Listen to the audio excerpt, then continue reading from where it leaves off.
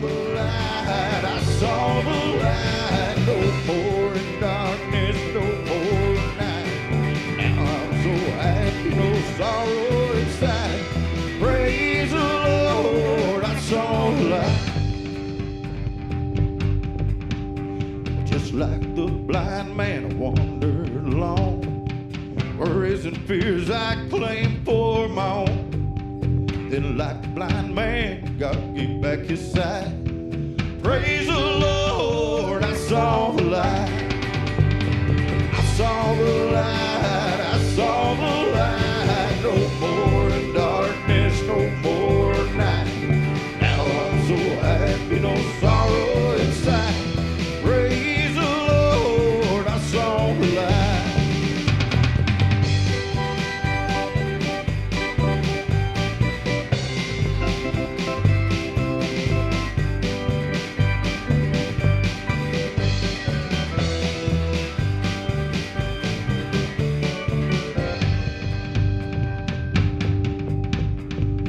Was a bull too, wandered straight.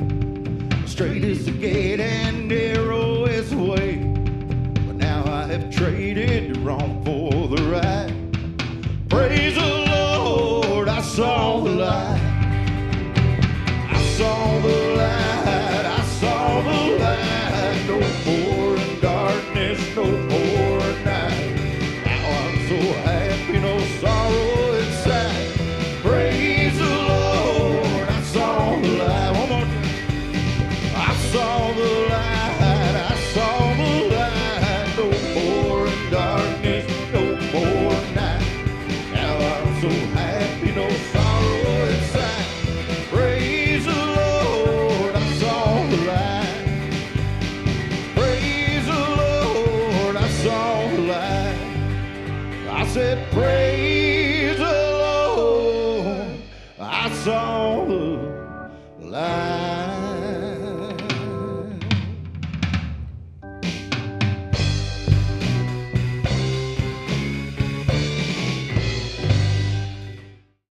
And then his last blessing that he asked for was to keep him from the evil one.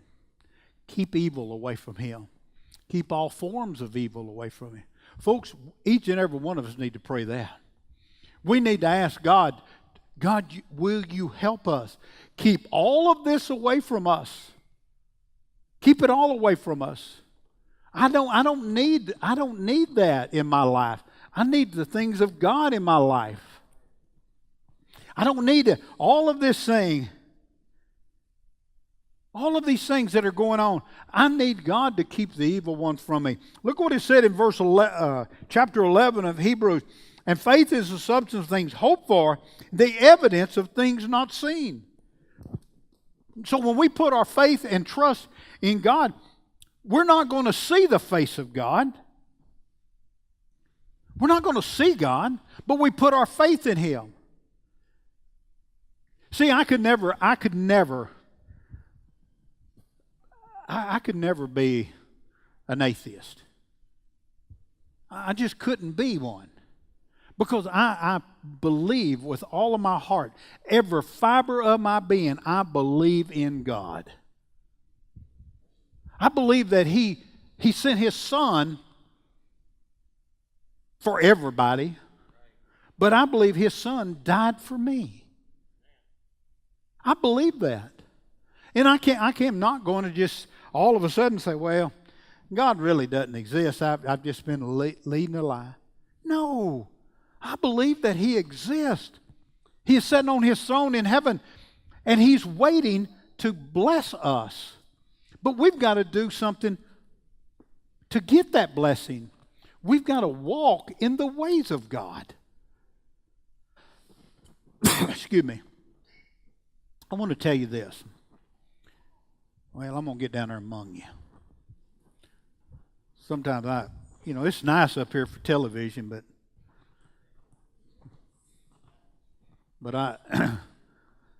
we got to understand something.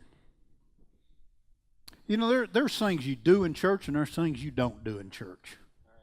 Okay? And there is things that God expects of us, each and every one of us. He expects us to come in and be respectful to Him. Now, you don't have to be respectful to me. I really don't give a rip. But you need to be respectful to God. Because God created everything. He created everything. And you need to be respectful to Him. I hear people all the time, you hear this word, oh my God. Do you really know what you're talking about? Do you know who you're talking to? When you say something like that, and first of all, you're doing it as a slang, are you not? Do you really think God's proud of you for that? Oh, but if you got a text this week, it's in there. Sorry, I told on some of you. And then we've got these that come up and they go, God blankety blank. Folks, I'm going to tell you something. If you do that, you will see me get away from you. Because I want to tell you one thing. Sometimes they may be a star in the way as God sends that lightning bolt down. And I want to, in case it gets off course a little bit, I want to be out of the way. Amen? Because I want to tell you something. That is the height of disrespect, is taking God's name and using it in vain. Now, I know in the Bible it's talking about a little bit different, but I believe if you're going to use God's name, you ought to use it with respect, dignity, and honor. And when you do that, everything else going to come out of there all right. But when you start off dishonoring God, disrespecting God, then what else is coming out of your mouth ain't worth listening to start with. And we need to do that. We need to look at this prayer, Jabez. We need to read it every day. We need to open that up. Have you noticed where I've been going the last 2 or 3 weeks? I've been telling y'all need to read something every day. If y'all keep reading it by the end of the year, we're going to have you reading 3 or 4 hours a day. Amen? But we need to do that. We need to open that up, and we need to allow God to speak to us about our life. And as He speaks to us about our life, and then we can look at that and know what we need to do to accomplish the things that He's called us to do. Each and every one of you have been called to service. You think, well, preacher, you're the only one to call. No, I am not the only one that's called. I may be the only one called to preach here every Sunday morning, but I'm not the only one called to service. You have been called, and you are supposed to be answering that call and doing what He's told you to do. And when you do that, things will be different in your life. People ask me how I knew that I was called to the ministry. I joked one time about I woke up about 3 o'clock in the morning craving chicken, but that didn't work.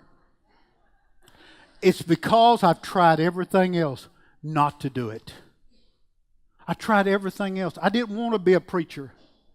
I really didn't, because I felt like I had people's lives in my hands. And if I said the wrong thing, they may die and go to hell, and it would be my fault. I tried everything else. I ran for years and years and years. I didn't want to be a preacher. But when I stopped running and I said, I'll do whatever you want me to do, my life changed. My life changed. And here's how it changed. I went from running to reading. I went from trying to get away from everything with religion to going to church and being happy about being there. I went from being sad and mad to having joy in my life. Somebody tell you, well, he's still an old grouch. Well, I'll be that till the day I die. So you might as well get used to it. But I still have joy. And my joy comes from Him. Now there's some of you here this morning that you're hurting and you don't know how to get around it. I can't tell you. I'll be honest with you, I can't. I go to funerals and I talk to people all the time. I do my very best, I do, to give you aid and comfort, but I can't. Your comfort has got to come from God. And when it comes from God, God then can take it, and when He will heal you in such a way that it'll be so much better than anything anybody else could say. But there's some of you here that's hurting this morning. There's some of you here that is angry at life because it hasn't been fair to you. But that's why it's called life. Nothing is promised to you to be fair. And you need to come down here this morning. You need to be at that altar. You don't need to talk to me. You don't need to talk to Rick. You just need to get alone with God and say, and tell God exactly what is wrong and allow God to minister to you. You know, I've spent a lifetime doing either preaching from pulpit at a church as a pastor or preaching in revivals. I have spent a lifetime doing it, but I have never yet been able to do it as good as God can. And when you allow God to just to take a hold of your life and come in and just begin to minister to you, folks, it makes a totally difference. It makes a total difference.